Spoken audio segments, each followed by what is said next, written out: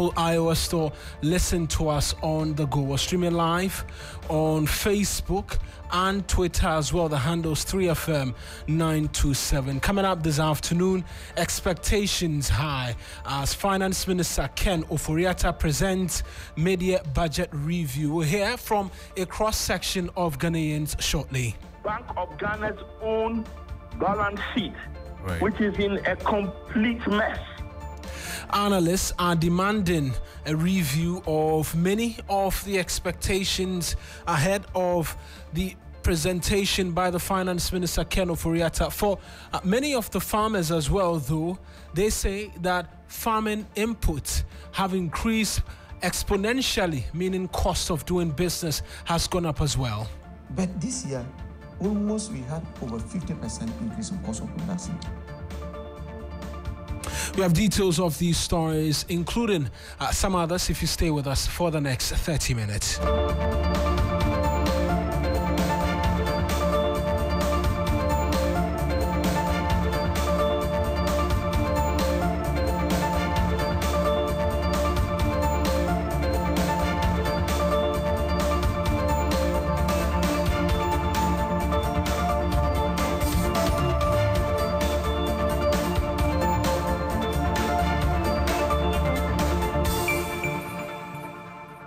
A pleasure that you could be a part of this afternoon's bulletin. I am Eric Mawuena Egbeta. Let's begin with the much expected mid-year budget statement from the Finance Minister Ken Ofori-Atta, because he's expected in Parliament any moment from now, and sources from the ministry indicate government is confident in its ability to maintain economic stability and stimulate growth without the need for a supplementary budget.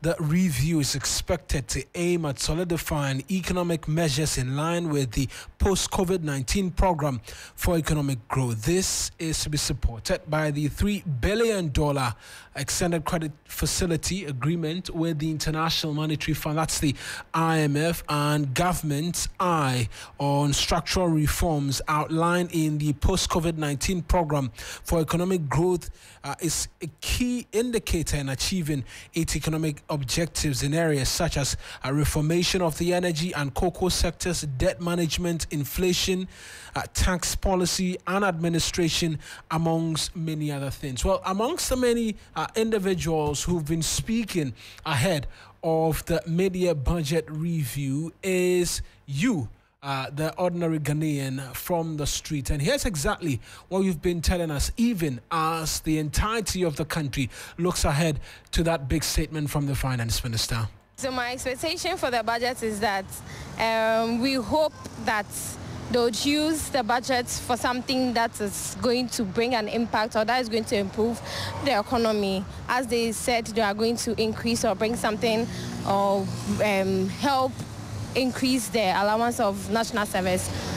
That's the 599, and then also other things that are necessary, like paying of the necessary allowance and stuff. Food nowadays is very, very expensive. If you go to the market, you hear a lot of market women or vendors complaining that things are expensive, people don't come to buy, and if people don't come to buy, it means that market is not booming. So if government should concentrate on the agri sector, that's making food more or less, and to be able to let people consume or buy, it's going to really be effective. Oh, honestly, my expectation, so far as this budget is concerned, is that the government should see to the less privileged. You know, things are really, really, really tough. So I will plead with the government that they should make an effort to distribute the money equally. You know, to distribute the money equally. Education sector, now the education is in mess, you know, and if you go to the market, so agriculture, education, and fuel especially, you know, a lot of people have parked their cars. So we are just pleading the government that they should try to do something so that you know, the population or the people in general to be satisfied. Him put the budget is this education aspect. I think our education aspect must be looked at. You have numerous cases and numerous news that students are sitting under the tree, they don't have classrooms. So I think education must be really looked at in this country, and they should cut cost on most of the spendings. That's what I can share. Oh, what am I expecting for the finance minister is, you see, right now there's hardship in the town. People are complaining a lot about there's no money in the pocket and so forth. I'm expecting the finance minister to touch on the economy very well, so that at least the youth coming, those complaining, unemployment, at least that area should be touched more, so that the upcoming graduates, at least they will get something, they will get some interest in the government. And I know they are trying their best, but they should do more. They should do more. I'm expecting more. And then I'm expecting him to also to touch some of the roads that they are still ongoing. They are doing it. But you have the highway, the Kumasi highway. In fact, they should speed up with the road, because when you are traveling with the road, it's not safe. It's not safe. Better they have to speed up, yes. Me, I don't have anything to say about the media budget. I seriously don't have anything. We are tired of government, so I don't have anything to say about it.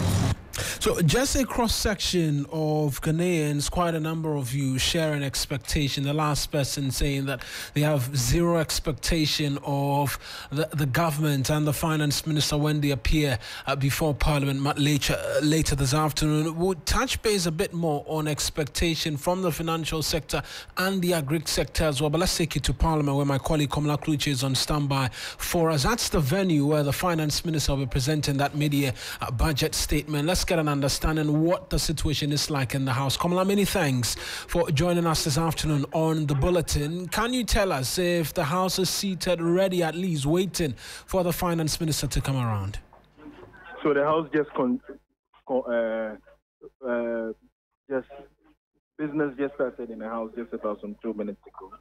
Early on, the Speaker had to do the inauguration of the Citizens Bureau, and so that took away some time, about 2 hours off, because Finance Minister was supposed to read the media review at 10 a.m. But they just started, but not much. They're just doing the correction of votes and the proceedings. These are the prelims they do before they go straight to the Finance Minister to give the media review. But I can tell you the House is quite full now. The House is both sides are hearing their numbers, and so at least there's that expectation that the finance minister's statement, will be greeted with varied reactions from both sides of the House.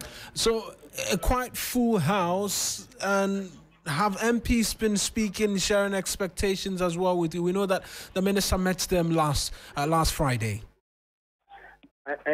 A lot of them have shied away from talking now because, one, for instance, the minority, I think the stance they have taken is that they would rather want to listen to the finance minister, and then they'll be able to make some informed comments.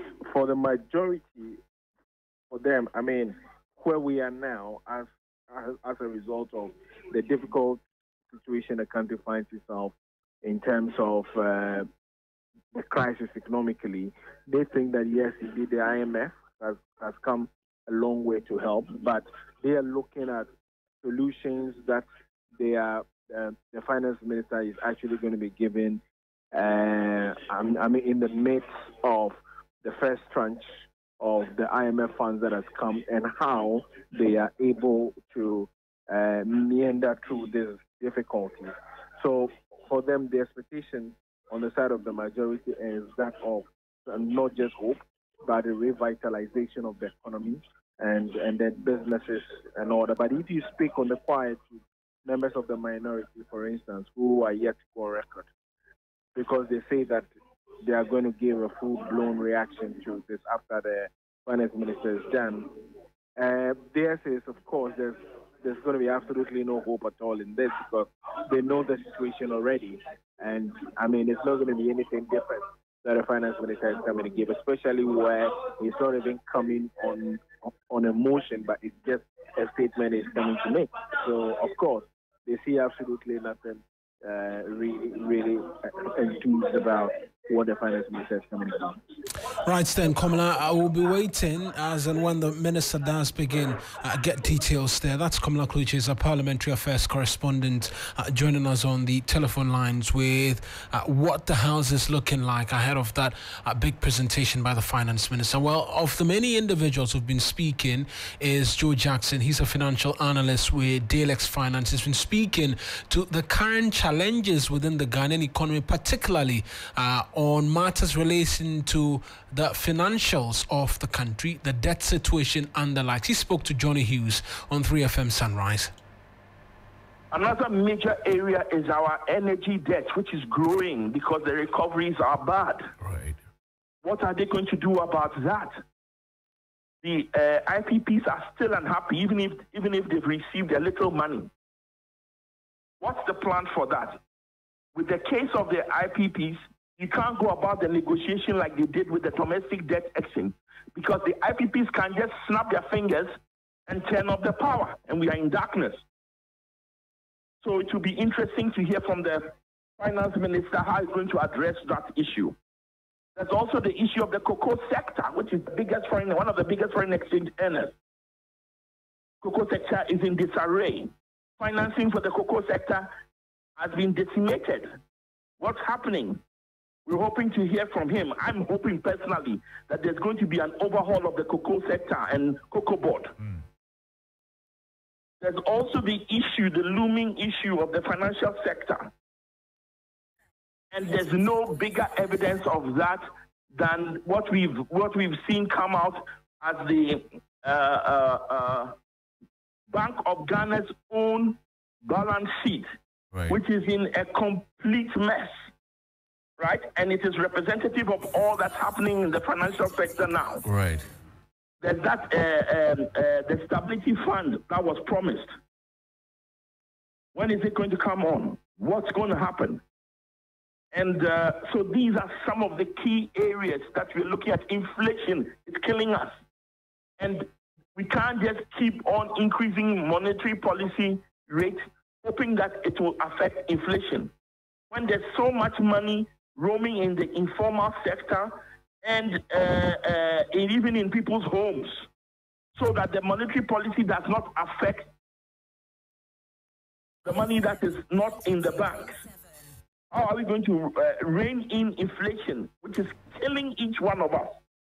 That's financial analyst Joe Jackson, and I'm bringing in my colleague Dennis Wadam in close relation to this, because he's spoken quite a lot about a number of the things that continue to bedevil the Ghanaian economy. And one of the many things that is sticking out this afternoon, even as we expect the finance minister to address the country, has to do with the 2022 annual report of the Bank of Ghana, where amongst many other things, the central bank is posting losses up to 60 billion cedis in losses recorded for the year 2022 alone. My colleague Dennis has been looking at that report by the Bank of Ghana, where reasons have been provided by the central bank as to why we're seeing such a loss recorded by the central bank. Dennis, you've been looking at the report. What does it say? Well, so this report basically looks at the financials of the Bank of Ghana as a bank itself, and then the entire group. Mind you, the Bank of Ghana is just one of the entities under the group. So the group has other entities, including the Bank of Ghana Hospital. They also run the GIPS platform. They also have some 70% shares in the International Bank. So all those put together, that is the financials that we're looking at. So the Bank of Ghana and its subsidiaries, like I mentioned, they recorded a negative equity of 54.5 billion. Now, to put that into perspective, in 2021, what they posted was 5.72 billion, and that was in the positive. That was as a gain to them. But this time around, they are posting 54.52 billion as a loss. So when put it into that contrast perspective, you can appreciate how much money we are talking about that has been lost in that regard. Now, this came about as a result of losses in the year, and in the year they're referring to the year 2022, to the tune of 60.8 billion. Now, again, to put that number into perspective, when we are talking about the losses that they incurred in the year 2021, that was just 1.25 billion. Now, to let you understand, what it means is that even though they had a loss of 1.2 billion, they had enough to cover this loss to the point that they were able to make the profit I mentioned earlier. Right. But in this particular instance, they could only cover to a point where there still is an outstanding of 54.52 billion. Now, they attribute all these losses to the impact of the domestic debt exchange program, and then the impairment of some losses, and then the depreciation of the currency. Mind you, when we talk of haircut, it's not only individuals who got haircut. The Bank of Ghana itself also suffered some haircut in this particular regard. Now, to look at the specifics in specific areas as to how much was lost to what. So when it comes to impairment of government of Ghana security holdings, what that essentially means is that Bank of Ghana had actually also invested in the government of Ghana bonds. In that regard, they lost 48.45 billion. That compares to just 0.008 billion in 2021. In the area of impairment of loans and advances granted to quasi-government and financial institutions, that amounted to 6.13 billion. And that compares to 0.19 billion in 2021. Now, depreciation of the local currency resulting in a net exchange loss of 5.27 billion. Mind you, this is not as if somebody has taken the money or something, but just as a result of the depreciation of the cedi, the Bank of Ghana lost as much as 5.27 billion Ghana cedis. Now, this compares to 5.07 billion in 2021. What that essentially tells you is that the depreciation rate in 2022 was far, far, far more than happened in 2021. So essentially, these are the highlights of the numbers as were posted by the Bank of Ghana in their annual reports and financial statements. Right, Dennis, I'll just hold you there. Let's get onto the telephone lines. Dr. Julius Carter is an international economist and a fellow with the Institute of Chartered Economists Ghana, joining us on the telephone lines for a bit of a preview to the budget statement by the finance minister and also the details that you've been bringing to us this afternoon. Doc, many thanks for speaking to us this afternoon. So my colleague Dennis is just rounding up as to the reasons as provided by the Bank of Ghana as to why they posted the near 60 billion cedis loss for the year 2022. You've looked at the report as well. The question on the minds of a lot of Ghanaians is whether or not these reasons are tenable enough for an institution which recorded a profit of some 1.2 billion cedis in the face of all of the challenges they speak about now. Thank you for the invite. I thank you also the listeners for hearing my voice.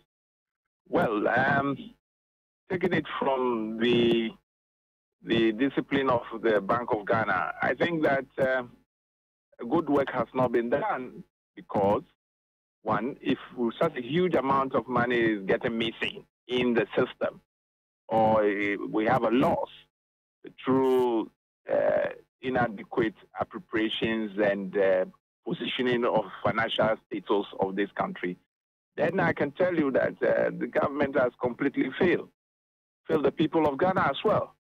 So therefore, I don't think that it is good enough for us moving forward. That's the way I think, because there's financial muscle, the house of the financial muscle that's supposed to support the system, the economy, is already losing this huge amount back in 2022. What is going to happen in 2023?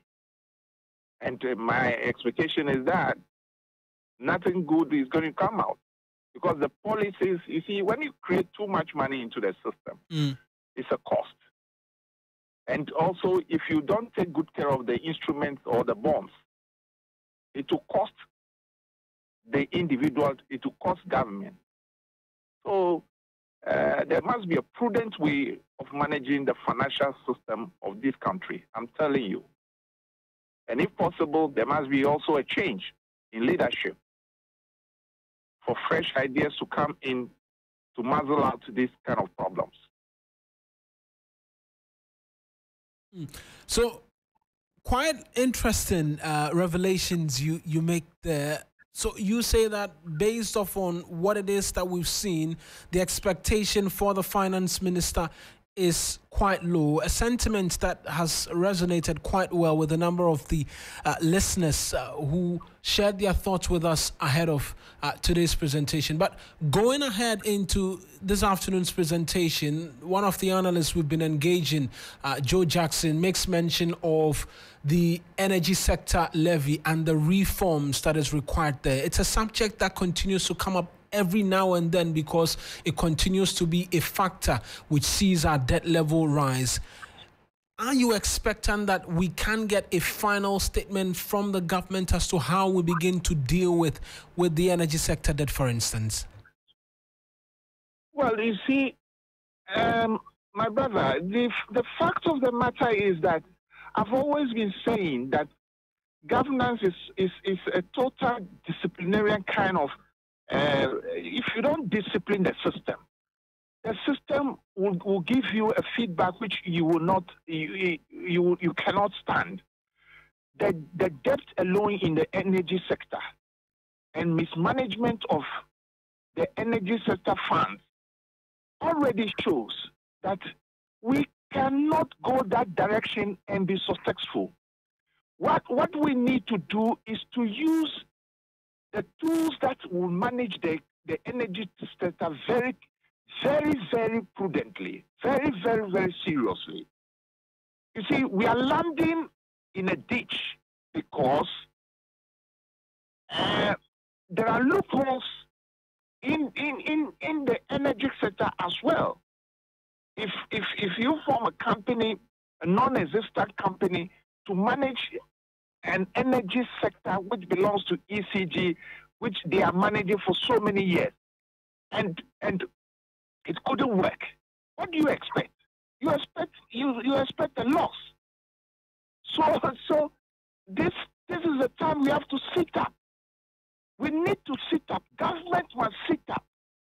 The problems are too many to carry.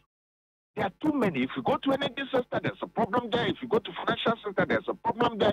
If you go to agri sector, there's a problem there. If you go every part of the economy, mining sector, there's a problem there. There are losses. There are misuse, misappropriation of funds. A whole lot. A whole lot. My brother, it's not the energy sector alone. The losses are too many. The debts are incurring day in, day out. And I'm not expecting nothing new in the budget that they will be increasing taxes again on this the utility bill. You see, and the noble Ghanaian will be suffering. You see, the people in the helm of affairs will not be paying such a huge amount. It's the individual Ghanaians, ordinary citizens, that will be suffering this pain of increase in energy levy, energy taxes. Right. So we are getting worried. I'll just pick your thoughts finally on the expectation, particularly from industry, who amongst many things are demanding the scrapping of some taxes. Some have argued that the COVID-19 levy, for instance, the government should make do away with. Are we still, the question is, are we still in the COVID area? Are we there? Are we still, is COVID still around? If it is still around, it's been managed. And all the restrictions are removed. Now, everything you buy, COVID levy. Everything you buy, COVID levy. It must be removed. And so you support the calls to reduce the pain. There are some taxes which is not making industry to grow, like the local industries, must be considered. Organized labor and other labor organizations, they've written to Parliament for discussion on this matter. So we need a serious think tank. We need a serious business-minded people to handle these issues. So Jackson is right. Right. reach right by saying that the taxes are too many. Right then. And we need to, government would have to look at it. Because, my brother, it is not easy. When I buy something at the shop, right, and they give me receipt, and I look at the taxes. The taxes are even more than the money you have used to buy the thing, the item. Right then. Dr. Carter, we'll leave the conversation here. We'll be expecting the minister to make the presentation, I'm sure. Yeah, I will listen to him very fervently. Whatever there are loopholes and gaps, we'll talk about it. Many thanks then. That's Dr. Julius Carter, an international economist and a fellow with the Institute of Chartered Economists Ghana, speaking to us this afternoon. We're just going to hear from Charles Nyaba with the Peasant Farmers Association of Ghana, who's been speaking also ahead of the presentation by the Finance Minister, where he, amongst many things, says that farming input has increased by more than 50% for this farming season alone. So we were hoping that at least with the new review, then we'll see new investment coming to the sector. We are in the third quarter of the year, and as we speak, every farmer produces at his own cost. So the Planting for Food and Jobs is under review, but then the review, we don't know the details as yet because it's not done. That's number one. The third quarter we are in, this is the planting season, is it not? Yeah. And you, the farmers, are farming, you are planting at your own cost. You are right. You are buying fertilizer at market price. Yeah. So Alfred, you see, I always want to make this clear. It's not like farmers are begging that we be supported to do what we are doing. But there are certain factors that we think that it is the responsibility of the government to put in place to create that enabling environment for us to do our work. And one of the worst decisions taken by government is to take tax waivers and all agro inputs and farm machineries. Previously, if you are bringing tractors, or you are importing fertilizer, or you are importing seeds, or veterinary medications, it was with no duty. When you come, they don't tax you. But now, all those waivers have been taken out. As we speak, there are importers who have their inputs at the port, they couldn't clear because of the cost of duties alone. Wow. So we were thinking that now that you are taking the subsidies out of the seeds and fertilizer, at least you should make it possible for farmers to go to the market and buy the fertilizer at a moderate cost, or buy the seed at a moderate cost, or procure mechanization services at a moderate cost. But this year, almost we had over 50% increase in cost of production. That's Charles Nyaba. He is the Executive Secretary of the Peasant Farmers Association of Ghana, speaking ahead of the media budget presentation by the Finance Minister, Ken Ofori-Atta. In other news for you this afternoon, the leadership of the Colleges of Education Teachers Association of Ghana, CTAC, they've served notice to withdraw their services across the 46 public colleges of education from tomorrow. According to them, the government has failed to implement their negotiated allowances as ordered by the National Labour Commission. There'll be a lot more on that for you if you stay with us here on 3FM 92.7. Also, the Christian Pressure Group Advocates for Christ Ghana, they've called on the President to prioritize the swift enactment of the Draft Conduct of Public Officers Bill 2022 to promote accountability and integrity with public institutions. A lot more news if you stay with us here on 3FM. We're awaiting the Finance Minister to make his way to Parliament for that presentation, and we'll be bringing you live details here on 3FM 92.7. I am Eric Mawuena Egbeta. Many thanks for listening.